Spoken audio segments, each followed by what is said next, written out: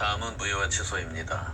무효는 처음부터 아무런 효력이 없는 것이고 누구든지 주장이 가능하며 주장 기간에 제한이 없는 것을 말합니다. 무효 사유로는 권리 능력 없을 때, 즉 사자를 말합니다. 의사 무능력일 때, 즉 제정신이 아닌 때를 말합니다. 확정할 수 없을 때, 원시적 불능일 때, 효력법규 위반일 때, 반사회적 법률행위일 때, 불공정한 법률행위일 때, 비진위 표시일 때, 통정허위 표시일 때, 불법조건부 법률행위일 때, 기성조건이 해제조건이 법률행위일 때, 즉 기해무로 암기하시고 불능조건이 정지조건이 법률행위일 때, 즉 불정무로 암기하십시오. 이 12가지 무효 사유는 필수 암기하셔야 합니다.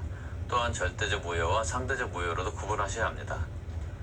확정적 무효 사유로는 103조와 104조인 경우, 무권대리를 본인이 추인 거절한 경우, 배제, 잠탈, 불허가 처분 확정한 경우, 쌍방이 거절 의사를 명백히 표시한 경우, 정지조건부 계약의 불성취시, 토지거래 허가에서 매매를 증여로 하거나 중과생략 등기하거나 타인 명의 도용 시, 관할 간청 허가 없이 합격 기본재산 처분 시에 해당하며 이 부분도 필수 암기하셔야 합니다.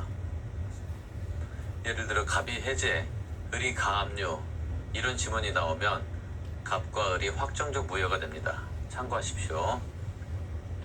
유동적 무효인 경우는 토지거래 허가 전의 토지 매매인 경우, 무권대리의 추인 전이나 추인 거절 전인 경우는 유동적 무효 상태입니다. 무효가 되면 처음부터 아무런 효력이 없어지기 때문에 일부분이 유효일 경우 일부분이라도 유효로 인정하는 제도가 무효의 재선제도인데 세 가지가 있습니다. 먼저 일부 무효의 법리는 땅 잘못 산 사례로 137조에서 법률행위의 일부분이 무효일 때에는 그 전부를 무효로 한다. 그러나 그 무효 부분이 없더라도 법률행위를 하였을 것이라고 인정될 때에는 나머지 부분은 무효가 되지 아니한다 라고 규정하고 있습니다. 전부 무효가 원칙이며 가분적이거나 가상적 의사가 있으면 일부 유효로 인정하며 일부 무효의 법리를 유추 적용하여 일부 취소도 인정합니다.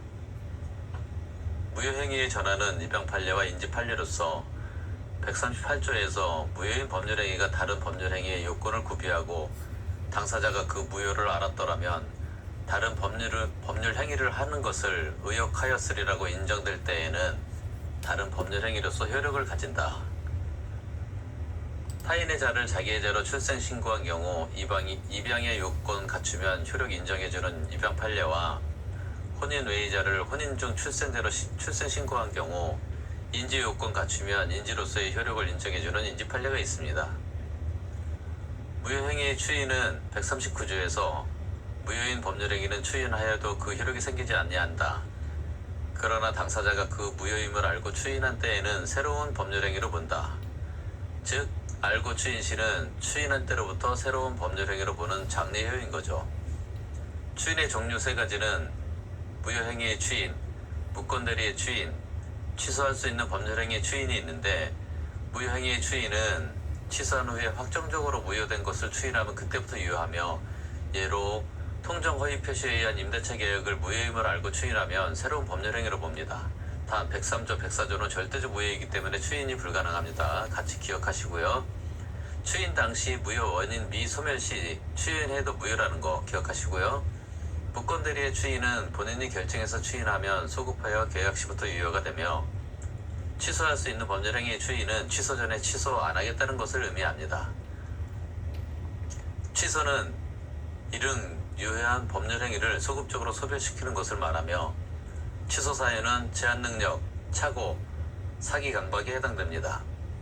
미성년자 사례에서 취소권자는 제, 착, 사, 강, 대, 승, 즉 제한능력자, 착오, 사기, 강박, 대리인, 승계인이 취소권자에 해당되며 140조에서 취소할 수 있는 법률행위의 상대방이 확정한 경우에는 그 취소는 그 상대방에 대한 의사표시로 하여야 한다.